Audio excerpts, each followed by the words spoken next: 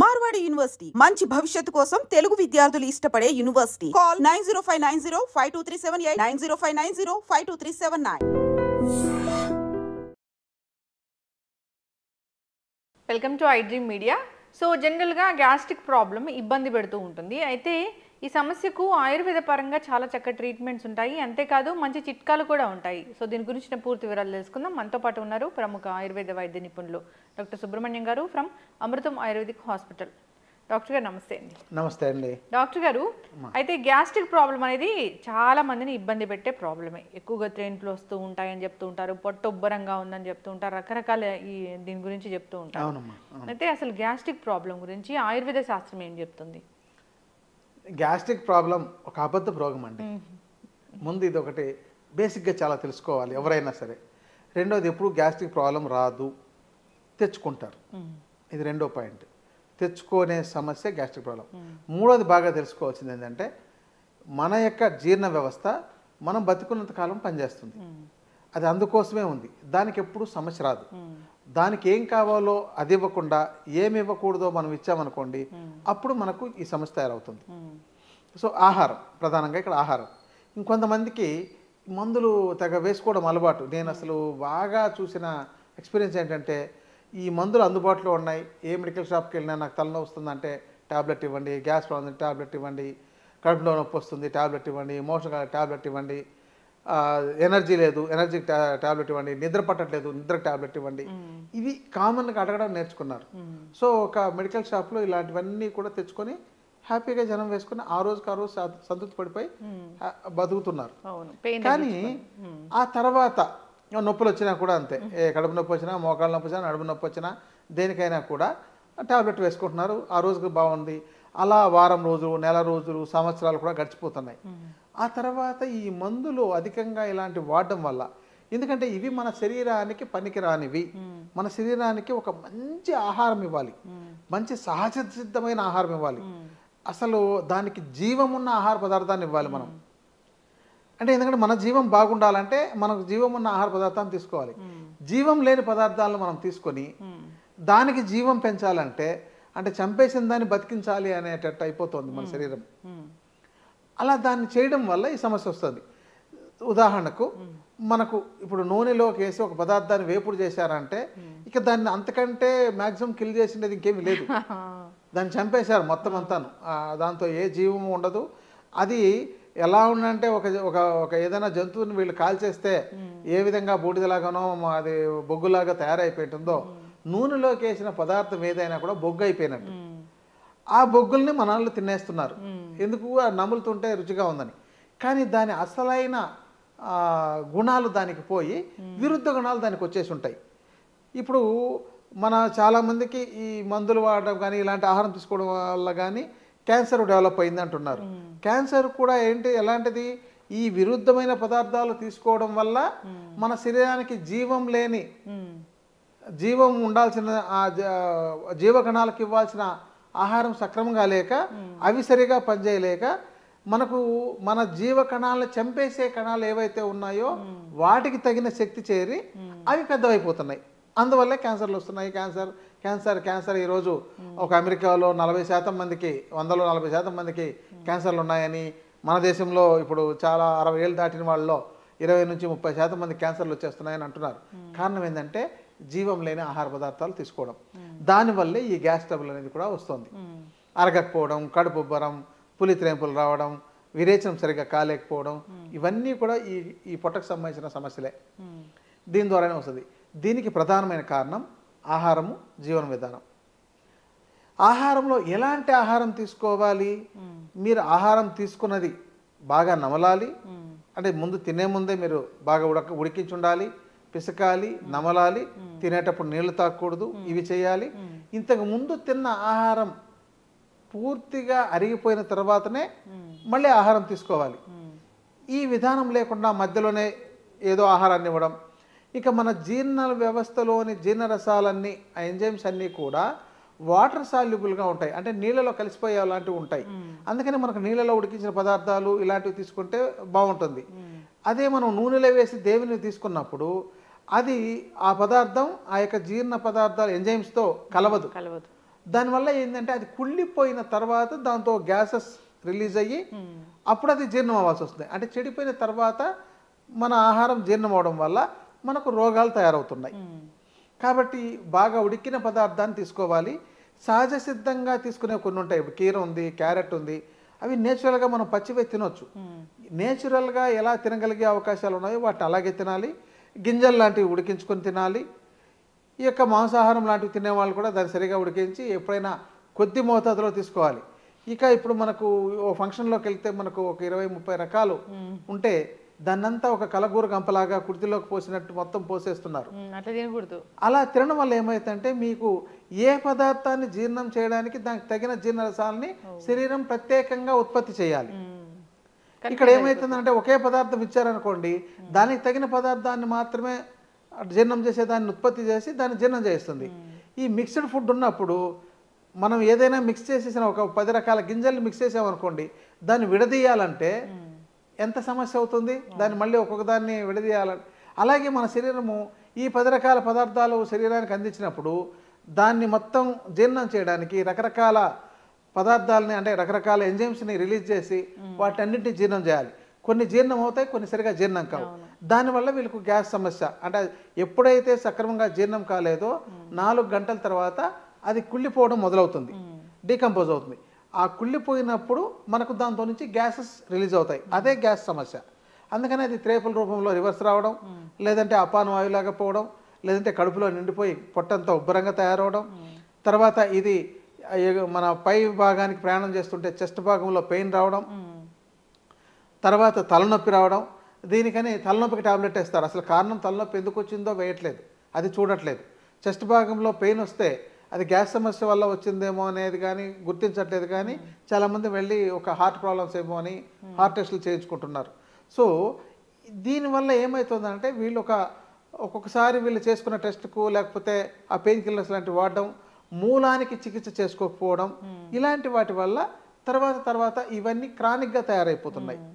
కాబట్టి gas trouble అనేది లేదు, గ్యాస్ ట్రబుల్ రాదు. దానికి ఏం కావాలో అది ఇవ్వాలి, దానికి ఏమి ఇవ్వకూడదో అది ఇవ్వకూడదు.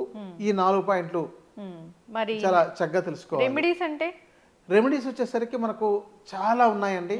మన ఇంట్లో ఉంది. గ్యాస్ ట్రబుల్కి మనం పెద్ద మందులు వాడుకోవాల్సిన అవసరం ఉండదు.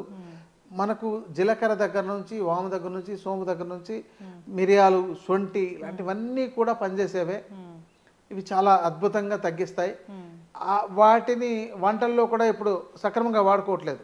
ఎందుకంటే రెడీమేడ్ పేస్ట్ తెచ్చుకుంటున్నారు, అల్లం వెల్లుల్లి పేస్ట్ అని, లేకపోతే ఈ యొక్క మిరియాల పౌడర్ని. ఇప్పుడు మిరియాల పౌడర్ని వీళ్ళు తెచ్చుకుంటే దాంతో కల్తీలు ఉంటున్నాయి. సో వీటి వల్ల ఇంకొన్ని రకాల సమస్యలు వస్తున్నాయి. ఎందుకంటే మిరియాలు చాలా కాస్ట్లీ ఉంది, 600, 700, 1000 రూపాయల దాకా ఉంది. మంచి క్వాలిటీది కావాలంటే 2000 రూపాయలు కూడా అవుతుంది. సో అంత క్వాంటిటీది ప్యాకింగ్ రూపంలో చేసేవాళ్ళు కాస్ట్ ఎక్కువ పెడితే కొనరనే ఉద్దేశంతో దాంతో సమ్ అడల్ట్రేషను, ఇంకా బొప్పాయి గింజలను కూడా కలిపి దాంతో చేస్తున్నారు. రకరకాలుగా జీలకర్రని తయారు చేసేస్తున్నారు, వాటికనే డై తయారు చేసేస్తున్నారు. సొంటి, ఇంకా మనకు సొంటిని సహజ సిద్ధంగా ఎండబెట్టట్లేదు. సహజ సిద్ధంగా ఎండబెడితే అది రంగు మారుతుంది. అదే దానికి సల్ఫర్తో కోటింగ్ ఇస్తే చాలా ఆకర్షణీయంగా ఉంటుంది, తెల్లగా ఆకర్షణీయంగా వస్తుంది. అంటే తెల్లగా కనిపించే సొంటి కాదు, అదే సల్ఫర్ కోటింగ్తో చేసినది అనమాట. ఓకే. మనకు మీరు అల్లం తీసుకొచ్చి ఎండబెట్టండి. అల్లంని ఎంత బాగా ఎండబెట్టాలంటే మనం సున్నపు నీళ్ళలో ముంచి ఆ సున్నం అంతా పేస్ట్ లాగా దానికి అతుక్కొని ఉన్నప్పుడు దాన్ని అలా ఎండబెట్టాలి.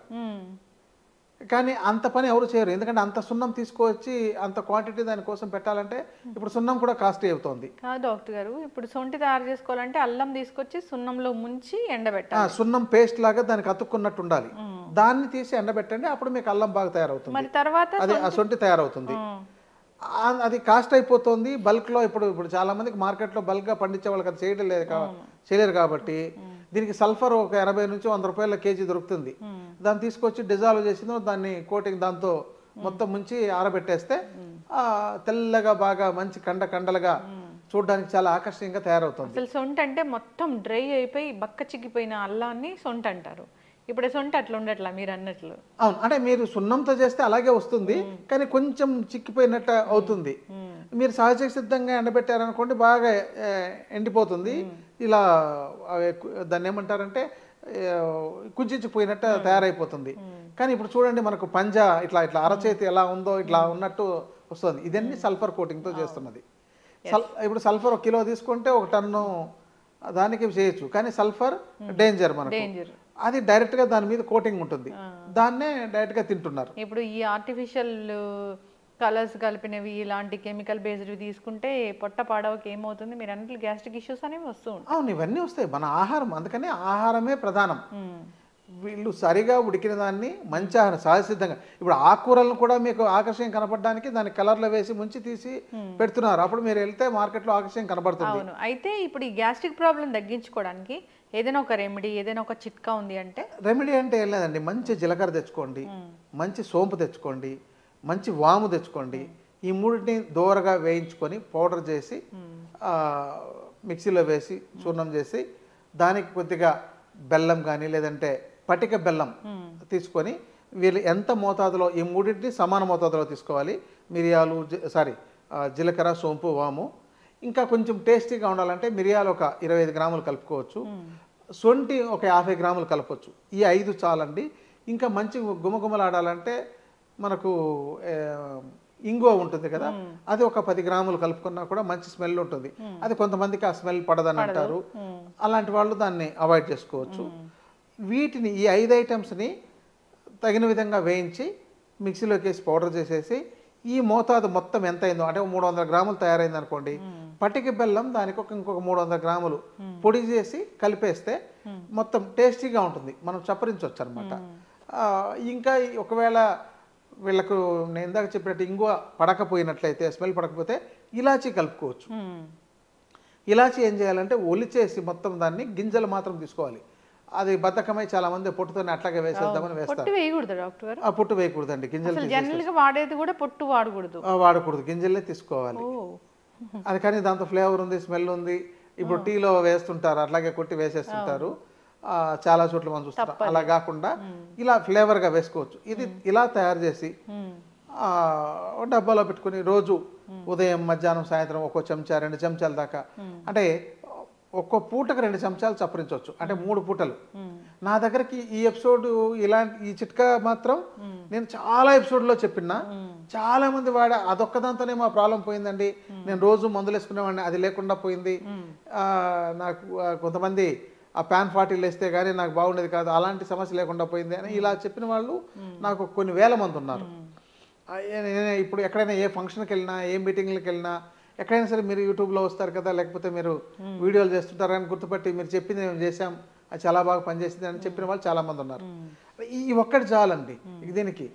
ఎవరికైతే ఇంకా దీంతో కొంతమంది కడుపులో మంట వస్తుంటుంది, వాళ్ళకి ఏంటంటే లోపల అల్సర్స్ తయారైపోయి ఉంటాయి. అలాంటి వాళ్ళు రోజు ఉదయం లేవగానే మంచి ఆవు నెయ్యిని కొంచెం గోరువెచ్చగా చేసి, అంటే దాన్ని కరిగించి, ఎప్పుడు అది గడగట్టిపోతుంది కదా, కరిగించి ఒక 2 చెంచాలు ఉదయం పరగడుపున అలాగే స్పూన్తో తాగేసి కొంచెం వేడి నీళ్ళు తాగాలి. 1 గంట పాటు ఏమీ తీసుకోకూడదు. ఇలా చేస్తూ తర్వాత ఈ చూర్ణాన్ని చప్పరించడం. మిగతా మామూలు ఆహారంలో ఈ సమస్యతో బాధపడుతుండే వాళ్ళు బాగా సాఫ్ట్గా ఉండే ఆహారాన్ని తీసుకోవడం, బాగా ఉడికిందని కొంచెం మజ్జిగ కలిపి ఇలాంటివి తీసుకోవడం, కారం ఎక్కువగా తీసుకోకుండా ఉండడం, మసాలాలు ఎక్కువగా తీసుకోకుండా ఉండడం, ఈ యొక్క వేపులు తీసుకోకుండా ఉండడం, ఇలా చేసినట్లయితే లైఫ్ స్టైల్ చేంజెస్ చేసుకోవాలి, ఆహార నియమాలు పాటించాలి, చెప్పిన చిట్కాలు పాటిస్తే అసలు గ్యాస్ ట్రబుల్ రాదు. గ్యాస్ ట్రబుల్ ఒక అబద్ధ రోగం అనేది వాళ్ళకు వాళ్ళే నిరూపణ చేసుకోగలరు. మరి బాగా గ్యాస్ట్రిక్ ప్రాబ్లం వస్తుంది, పుండ్లు పడిపోయే పొట్టలో అన్నప్పుడు ఇక దీంతో ఇతర సమస్యలు కూడా కొంతమందికి వచ్చి ఉంటాయి. మలబద్ధకము, తర్వాత పైల్స్ లాంటివి రావడము, ఇలాంటివన్నీ కూడా వచ్చి ఉంటాయి. ఇలాంటి వాళ్ళు వైద్యుల పర్యవేక్షణలో చికిత్స తీసుకోవాలండి. మంచి ఆయుర్వేద వైద్యుల పర్యవేక్షణలో తీసుకున్నట్లయితే ఈ సమస్యను చాలా బాగా పరిష్కరించవచ్చు. చక్కటి ఇన్ఫర్మేషన్ డాక్టర్ గారు. అంటే మీరు చెప్పిన రెమెడీ చాలా చక్కగా ఉంది. అన్నీ కూడా ఇంట్లో దొరికేవే. సొంటి దొరుకుతుంది, వాము దొరుకుతుంది, జీలకర్ర దొరుకుతుంది, ఇంకా ఏంటి సోంపు అనగానే అదొక చక్కటి ఫ్లేవర్ ఉంటుంది. సో అంతేకాకుండా మీరు ఇలాచీ కూడా దాంతోపాటు యాడ్ చేసుకోవచ్చు అని చెప్పారు. అంటే జనరల్గా మన వంటిల్లే ఔషధశాల అని చెప్తూ ఉంటారు, వాటిలో ఎన్ని రకాల ఆరోగ్య ప్రయోజనాలు ఉంటాయి అనేది ఇంకా తెలియని విషయమే మనందరికీ. అదంతా కలిపి తీసుకుంటే కనుక, కొద్దిగా చప్పరిస్తే కనుక దీంతో పాటు అనేక రకాల అనారోగ్య సమస్యలు కూడా తొలగిపోతాయి. అవునండి, అజీర్ణం సమస్యలు అన్నీ పోతాయి. పిల్లలకు ప్రతి ఇంట్లోనూ చేసి డైనింగ్ టేబుల్ మీద పెట్టుకోవాల్సిందేనండి. ఇది ఇది పిల్లలు కూడా రోజు వాళ్ళకి ముందు ఇది కొంచెం చప్పరించు తర్వాత అన్నం తిన అంటే వాళ్ళు తిన్న ఆహారం కూడా బాగా జీర్ణం అవుతుంది. ఇది ఎవరు తినాలి అని మళ్ళీ దీనికి చాలామంది ప్రశ్న, పిల్లలు తినొచ్చా, పెద్దవాళ్ళు తినొచ్చా, షుగర్ ఉండేవాళ్ళు తినొచ్చు. షుగర్ ఉండేవాళ్ళు అంటే ఈ పటిక బెల్లం అనేది కలుపుకుండా డైరెక్ట్గా తీసుకోవచ్చు. ఇంకా షుగర్ అనే దానికి ఒక చిన్న ఒక హాఫ్ మినిట్ ఇన్ఫర్మేషన్ ఇస్తాను. ఇప్పుడు మేము ఎంతో కాలం నుంచి షుగర్ అనే దానికి జీవన శైలితోనే బాగు చేసుకోవచ్చు, ఆహారంతోనే బాగు చేసుకోవచ్చు అని చెప్తే అది ఎవరికి అర్థమయ్యేది కాదండి. ఈ రోజు వస్తుండగా ఏదో పేపర్లో చూశాను అనమాట, షుగర్ కోసం వాడుతుండే మందులు 17% మాత్రమే పనిచేస్తుంది, మెట్ఫార్మిన్ కానీ ఇంకేదైనా మందులు, దీనికి జీవన శైలే చాలా అద్భుతంగా పనిచేస్తుంది చెప్పని ఒక పరిశోధనలో తేలిందని ఒక ఇన్ఫర్మేషన్ వచ్చింది. ఇది లైఫ్ స్టైల్ డిజార్డర్ అని అందరూ చెప్తూనే ఉంటారు. ఇది ఒక జీవనశైలి వ్యాధి. ఖచ్చితంగా వాళ్ళు వాకింగ్ చేయాలి, ఆహార నియమాలు పాటించాలి, సో శారీరక శ్రమ ఉండాలి, ఇవన్నీ కూడా చెప్తూనే ఉంటారు. సరైన స్లీప్ ఉండాలి, స్ట్రెస్ లేకుండా ఉండాలి, డయాబెటీస్ తగ్గించుకోవాలంటే మందులతో పాటు అని. సో చక్కటి ఇన్ఫర్మేషన్ డాక్టర్ గారు, ఫాలో అవ్వాలని కోరుకున్నామండి. ధన్యవాదాలు. నమస్తే అండి. Sir, one life lesson what medicine has taught you. Whatever you can do without expecting.